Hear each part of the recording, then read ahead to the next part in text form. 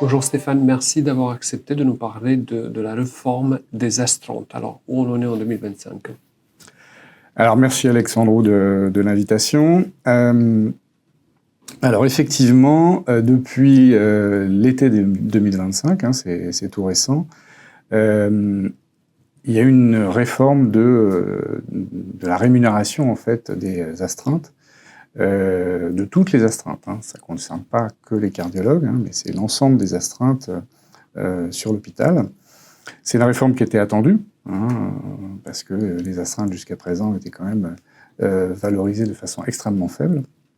Elle était attendue, mais il a fallu la mettre en place de façon assez rapide, puisque le décret date de l'été 2025 et il fallait faire les choses avant le 1er novembre 2025. Donc on a agi assez rapidement et dans mon établissement à Avignon, j'étais en première ligne puisque je préside la COPS et qu'on a travaillé dessus particulièrement. Alors, qu'est-ce que c'est exactement cette réforme ? Elle consiste à ne prévoir qu'un seul type de rémunération sous la forme d'une forfaitisation. La règle, c'est la forfaitisation de toutes les astreintes. La rémunération, elle s'échelonne de 70 à 280 euros. Ça, c'est les règles qu'a imposées l'ARS. Et c'est à chaque établissement de s'organiser pour créer des niveaux d'astreinte selon un certain nombre de critères, je reviendrai dessus. Il y a des règles qui sont quand même strictes. 3 niveaux minimum, mais il n'y a pas de limite supérieure. On peut faire 10 niveaux si on veut. Et pas plus de 40% de la rémunération d'une astreinte, donc en gros la plus chère, pas plus de 40% de cette rémunération pour que ça ne dépasse pas une enveloppe qui, d'ailleurs, on ne connaît pas. Alors l'idée de ça, c'était en fait de simplifier les choses, à la fois pour les médecins et pour les établissements. C'était aussi de revaloriser vraiment l'astreinte, et puis de faire plus juste selon la pénibilité. Alors comment on a procédé à Avignon, mais je pense que dans tous les établissements, on a fait pareil.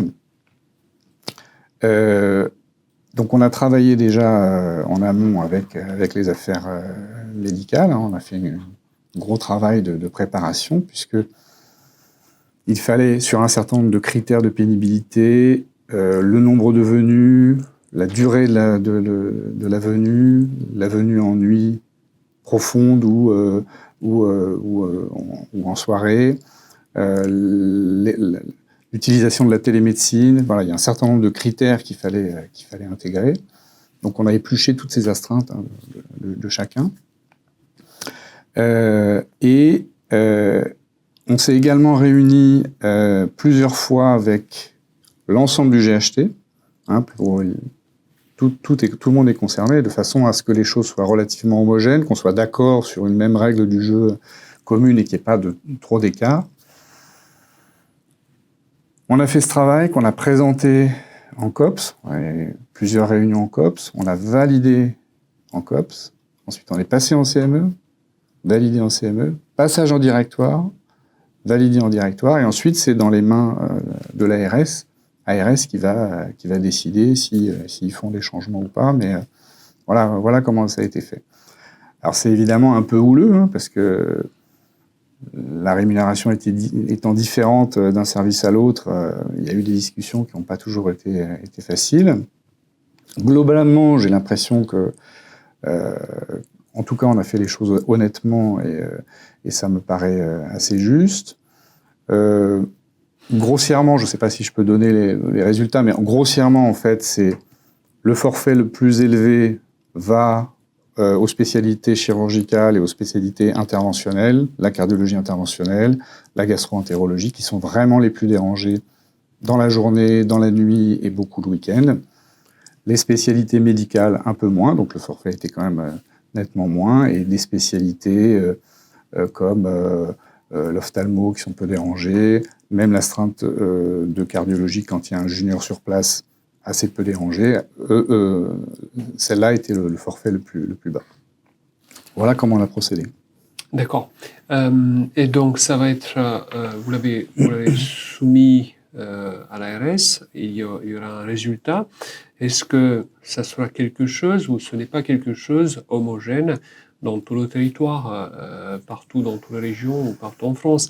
C'est quelque chose qui varie d'une région à l'autre, si je comprends Exactement. bien. Et ça peut même varier d'un hôpital à l'autre. Alors exactement, ça varie d'une région à l'autre, d'un hôpital à l'autre. Il y a des choses qui sont assez surprenantes. Parce qu'en fait, comme ce sont des critères de pénibilité, ils sont peut-être pas forcément les mêmes à un endroit qu'à un autre. La taille des hôpitaux n'est pas la même. Donc que la taille, les peut spécialités sont pas toujours les mêmes. S'il y a des internes, c'est pas tout à fait la même chose. En CHU, c'est pas tout à fait la même chose que dans les hôpitaux, dans nos hôpitaux généraux. Donc oui, il y a des grosses différences.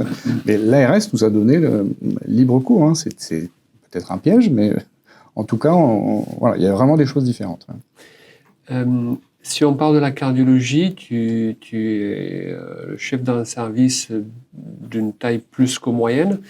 Il y a deux types d'astreintes pour la coronographie et pour l'USIC, où vous avez fusionné. Je sais qu'il y a des établissements qui ont fusionné les deux astreintes. Vous, comment vous fonctionnez, vous, actuellement? Donc nous avons une astreinte de coronarographie qui est donc valorisée, là, un forfait qu'on a évalué, qu'on a validé à 250 €. Ça, c'est l'astreinte de coronarographie.